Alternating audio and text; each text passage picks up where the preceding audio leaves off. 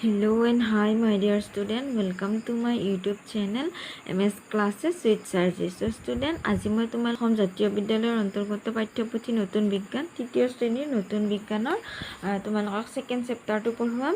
So ইয়াৰে আগৰ ভিডিঅ'ত মই ফাৰ্ষ্ট চেপ্টাৰটো পঢ়ুৱাইছিলোঁ আৰু তাৰ কুৱেশ্যন এনচাৰবোৰ দিছিলোঁ। যদি তোমালোকে চোৱা নাই মই লিংক ডেছক্ৰিপশ্যনত দি দিম, তো তাত গৈ তোমালোকে চাব পাৰিবা।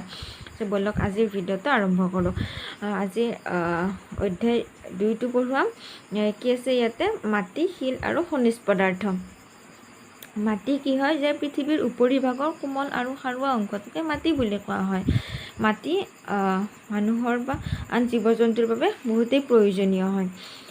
যেনেকৈ পানী আৰু বায়ু নহ'লে মানুহ বা আন জীৱ জন্তু জীয়াই থাকিব নোৱাৰে, ঠিক তেনেকৈ মাটি নহ'লেও জীয়াই থাকিব নোৱাৰে। মাটিও সকলো জীৱৰ বাবে অধিক প্ৰয়োজন।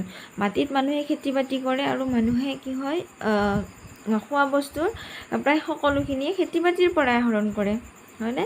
চ' খেতি বাতি ক'ত কৰে? মাটিত কৰে। সেইবাবে মাটি আমাক প্ৰয়োজন। আনহাতে মাটিত গছ গছনি গজে। গছ গছনিত চৰাই চিৰিকটি থাকে, ইয়াৰ লগতে অন্য জীৱবোৰো থাকে। অন্য জীৱ জন্তু গছ গছনিত থাকে। চ' যদি মাটি নাথাকে গছ গছনি থাকিব নোৱাৰিব, আৰু গছ গছনি নাথাকিলে আন জীৱ জন্তুও থাকিব নোৱাৰিব। আনহাতে চবতকৈ ডাঙৰ ৰোলটো হৈছে যে গছে কি কৰে?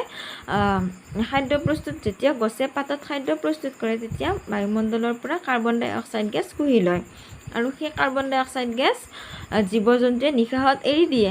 আকৌ জীৱ জন্তুৱে উশাহত লোৱা অক্সিজেন গেছ তোমাৰ কি হয়? গছে ৰিলিজ কৰি দিয়ে। গছে যেতিয়া খাদ্য প্ৰস্তুত কৰে, খাদ্য প্ৰস্তুত হোৱাৰ পিছত গছে অক্সিজেন গেছ ৰিলিজ কৰি দিয়ে, আৰু সেই গেছ জীৱই উশাহত গ্ৰহণ কৰে, হয়নে? চ' তাৰপিছত আহিল যে নদ নদী, সাগৰ মহাসাগৰ আদি হ'ল পৃথিৱীৰ পানীভাগ। পানীভাগো কি হয়? মাটিৰ ওপৰতে থাকে। পানীভাগত মাছ কাছ আদি জীৱবোৰে বাস কৰে। চ' মানুহে মাটিৰ ওপৰতে ঘৰ দুৱাৰ সাজে, আলি পদূলি সাজে। চ' সেইবাবে মাটি আমাক সকলোকে বহুতেই প্ৰয়োজন।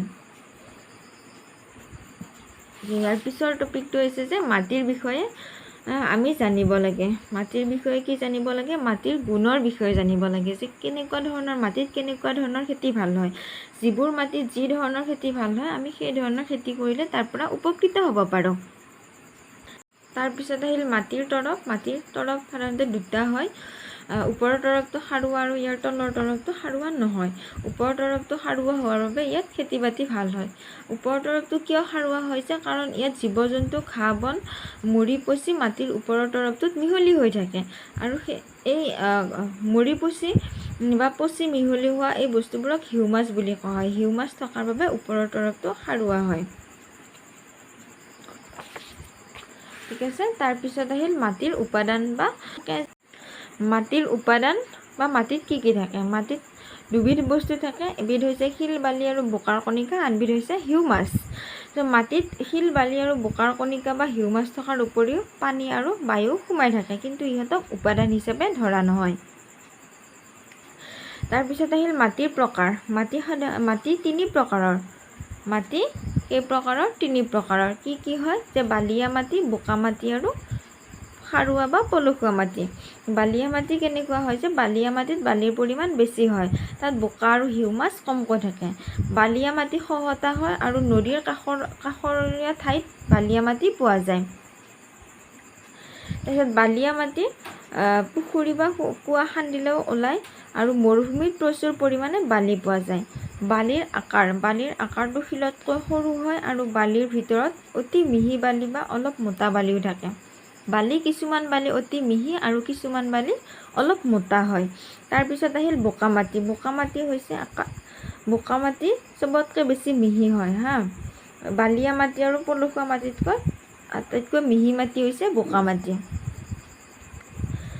বোকা মাটিয়ে পানী ধৰি ৰাখিব পাৰে, আৰু বোকা মাটিত বালি আৰু হিউমাছৰ পৰিমাণ কম। সাৰুৱা বা পলসুৱা মাটিত বালিৰ দানা বা বোকাৰ কণিকা আৰু হিউমাছ মিহলি হৈ থাকে। এই তিনিটা উপাদান প্ৰায় একে সমানতে থাকে। সাৰুৱা মাটিত ঘাঁহ বন গছ গছনি খেতি বাতি ভাল হয়। তাৰপিছত আহিল মাটি কেনেকৈ সৃষ্টি হয়। যে প্ৰথমতে ডাঙৰ আৰু টান শিলেৰে পৃথিৱীখন ভৰি আছিল। যেতিয়া মাটি সৃষ্টি হোৱাৰ আগত প্ৰথমতে ডাঙৰ ডাঙৰ শিল আৰু ডাঙৰ আৰু টান শিলেৰে পৃথিৱীখন ভৰি আছিল। তাৰপিছত ৰ'দ, বতাহ, ধুমুহা, বৰষুণ এইবোৰৰ ফলত লাহে লাহে শিলবোৰ ভাঙি গৈছিল। ভাঙি পিনে সৰু সৰু শিলত পৰিণত হৈছিল। আকৌ সৰু সৰু শিলবোৰ ভাঙি কিছুমান ধূলিৰ দৰে মিহি হৈ পৰিছিল। তাৰপিছত লাহে লাহে পৃথিৱীত ঘাঁহ বন গছ গছনি গজিছিল আৰু সেইবোৰ মৰিলে ঘাঁহ বন গছ গছনিবিলাক বা গছ গছনিৰ পাতবিলাক সৰি বা ঘাঁহ বনবিলাক মৰি পচি যায়। আৰু পচি যোৱাৰ পিছত কি হয়, ধূলি বালি শিলৰ লগত মিহলি হৈ সৃষ্টি হ'ল। মাটি সৃষ্টি হ'বলৈ বহুত দীঘলীয়া এটা সময়ৰ প্ৰয়োজন হৈছিল আৰু ডাঙৰ শিলৰ পৰা মাটি হ'বলৈ বহুত বছৰ সময় লাগিছিল। তাৰপিছত মাটিৰ যত্ন বা সংৰক্ষণ।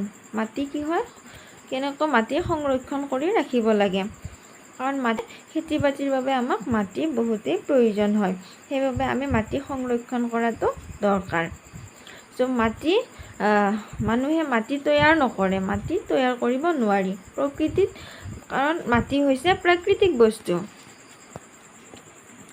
প্ৰকৃতিত মাটি নিজে নিজে সৃষ্টি হয়।